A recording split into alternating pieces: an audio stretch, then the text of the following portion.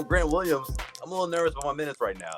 Even before I sent that before the game even started. Like Jimmy, stop eating, the flexibility that Jabari provides on both ends of the floor. I'm not eating. I hear your freaking rappers, dude. Grant's in trouble if he doesn't not doing anything. If he doesn't differentiate himself from the rest of the pack, from the rest of the group, he's in trouble with his playing time. That post up move.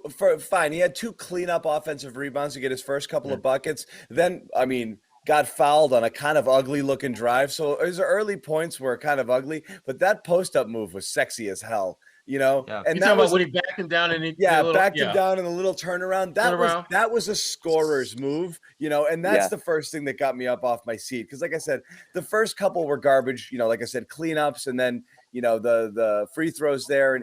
But that move was sexy. That got you up out your seat. That's a John play to get you out your seat. No, but I was easy, like, John, easy. He was like, yo. No, because you want to see something that looks, what is like it that made this guy? You've been waiting to see Tristan Thompson do that all year. Well, no, but here's the thing. And what is it that made him? We're not waiting for that. What is it that made him appealing, right? That his ability to score. This is a guy coming out that's supposed to be a scorer, and we've seen he's done it at the NBA level. And just to be cast aside, for nothing, and nobody even thought about signing him, just makes you wonder, like, what is it there? So yeah, Jimmy, go ahead. That's what I was gonna say. We talked about it yesterday briefly. It's like, wait, why was he not in the league? Like, is he injured? Is he coming back from something? What is keeping this guy from being in the NBA right now? Right. And, it's kind of baffling to answer that question. I can't figure out why he didn't play at all this season for the Kings. I know in the last few seasons or the last couple seasons, he's just bounced around from shitty team to shitty team. And I know his career couldn't have started off worse, torn ACL. He ends up, somehow he ends up on the Bulls like during the Boylan era. And we all know how that went for everybody on that team. He goes to DC, where it's just another bad situation.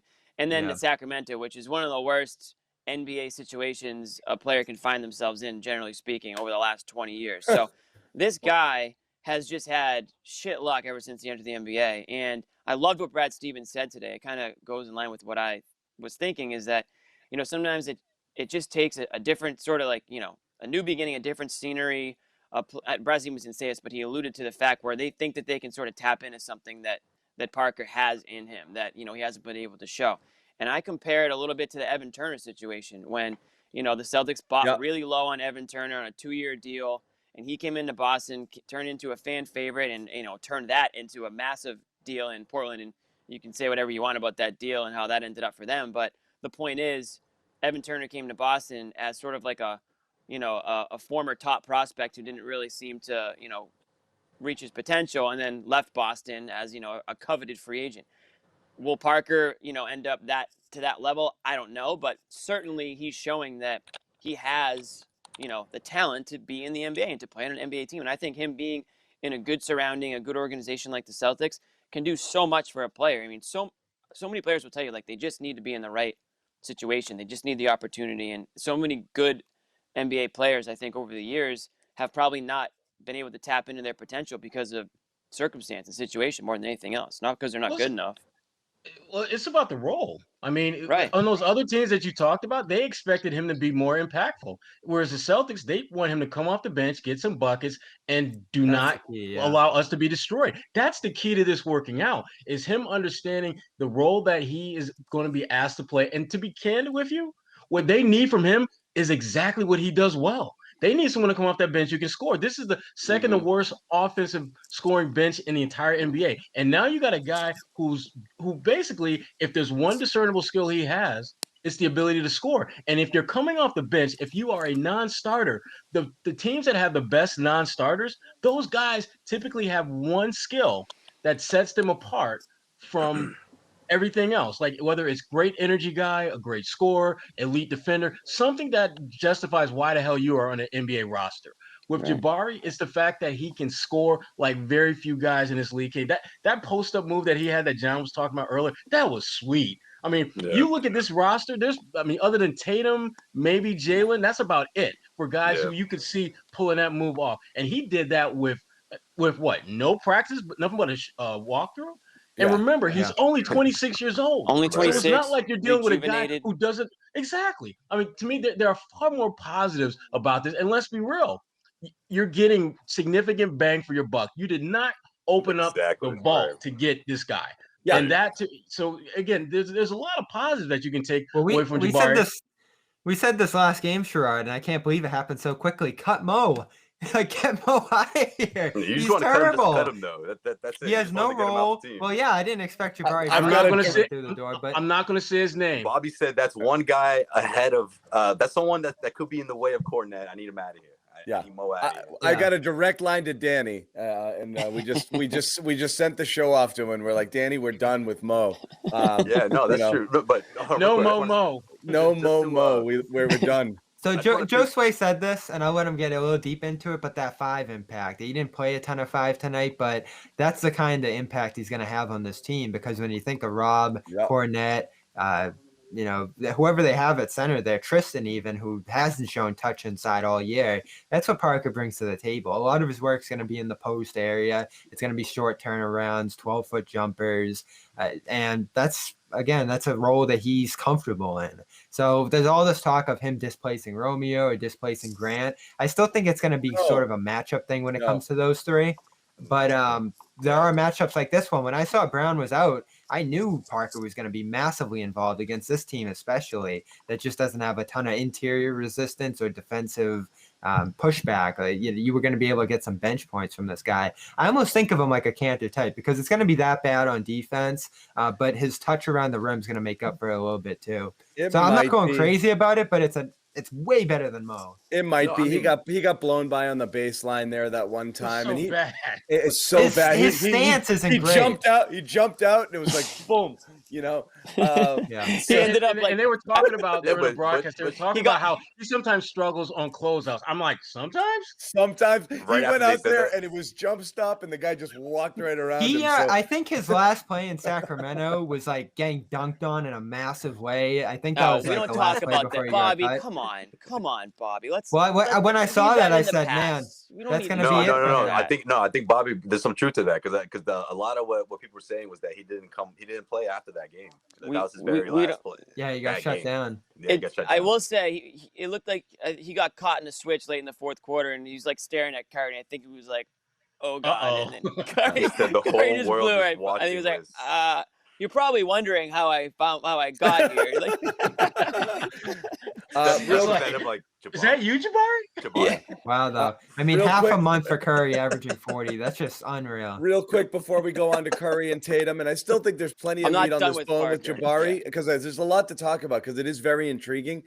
This is the time where I mentioned locker room, because everyone's going to get mad, and John, shut up, stop talking about it. Well, it's our sponsor. Sure. Someone just invited me into a room right now, actually. Yeah? Oh, yeah. Why don't you go? Yeah, cool. Sure. Then go already. Was inviting me to the room. We're gonna jump on there for a chat afterwards. We've been doing this. We had really good numbers and good participation at 2 and 3 a.m. from the West Coast games. Everyone's thank God that's over. It must have been a weird group. Oh, they were fun, man. We had a lot of late night guys. I don't know. I could hear the birds chirping when I was hitting the pillow.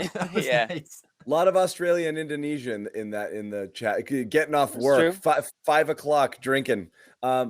But we're going to jump in there after. Download the app on the iOS store. It's not available on Android yet, but you can get it. Download it. We're going to put a link in the chat. Join us afterwards. We're all going to be there talking about this game and a bunch of other things. There's so much to talk about. We're going to do a lot of it here, but we're going to take a lot of the conversation over. So, guys, you want to stay on Parker a little while longer? We can circle back if you want. If you want to. One last thing. What I love so much about the signing is, of course, you get help at the 4 and 5 position, which the Celtics desperately need. But also, he's always been efficient. Sherrod talked about how good of a scorer he is, or at least how good of a secondary scorer he is for this Celtics team. I mean, yeah, exactly. I mean, he seeks high percentage shots, and of course, he does it at an efficient rate. I mean, yeah, we're talking about a few years removed for some of his best seasons, but regardless, that's always been part of his game, is being efficient. He doesn't need a whole lot of touches to put up points, and I think that's significant for the second unit. Of course, it's thin. It's gonna be mix and match. We saw a lot of that against the Warriors. Tatum played 40 minutes tonight. Other guys, Brad Stevens is approaching every game as he should, as if it's almost like a playoff game. With his rotations, with the starting unit, and mixing and matching them with that second unit. So he blends in perfectly. You know, he looked like one of those guys that like the last guy to be added to the pickup game, and no one's not quite sure. He's sort of a wild card, and then 3 minutes in, you're like, oh no, this dude can ball. You know, like that's what it was like out there for him, where he's not 100% obviously, you know, up to par with everything that the Celtics do in the system, but he was able to blend right in off of pure sheer talent. Well, I'm sure that the message to him before he went out there was, Jabari, do what you do. Go get buckets. I mean, we're not going to put in a scheme that's going to allow you to all of a sudden become Marcus Smart 2.0 defensively. That's not happening.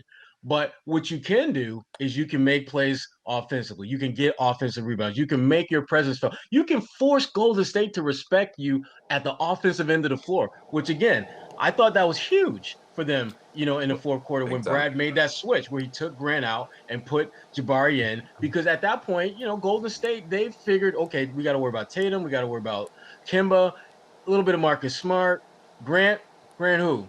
But when you take him out and then you bring in Jabari, different story. Well, it was so stunning that they did it, not only just because of the timing of it, because Parker had been available for so long. But at the same time, the Celtics haven't let guys go in recent years to try out different guys who might be floating around. John talks about this all the time, giving some of these other prospects that haven't worked in other places chances here, try to put them in better positions to succeed. They haven't done much of that at all since like the early Stevens days. So to see them let Mo go because Mo just had no place on this team at all, it was so refreshing. And again, I'm not expecting a ton from him, but it's I would love to be reward, refreshed no by rest. some other releases too. Like I wouldn't be mad. I wouldn't be too upset. I bet you would. I was surprised Jimmy let that go for that long. Pause. Listen, I want to say one thing before we get off Parker. Are we getting off Parker, or are we staying? We with should be, but if you got one last, do what you think is right. Yeah. Well, I think he passed my YouTube test. I watched 3 YouTube videos, as I do for every YouTube test. I love it. My No, YouTube he does the highlight all reel. good tapes, This the is my highlight YouTube reel. highlight reel test, and I would say that Jabari Parker passed it for the role that he needs to be in. I saw a lot of drives. I saw a lot of dunks, put back dunks. Jimmy treats him like dunks. a high school prospect. Exactly. A guy, a big body. I think a versatile type player. And then I got people on my mention saying, "Oh, he doesn't play defense. He's like the worst defender in the NBA." Because I said he was Aaron Gordon 2.0. Listen, You did? Yeah, You said that? Well, he's on his canter. I was obviously like half joking. Drunk? Obviously drunk. Want me to throw that shit?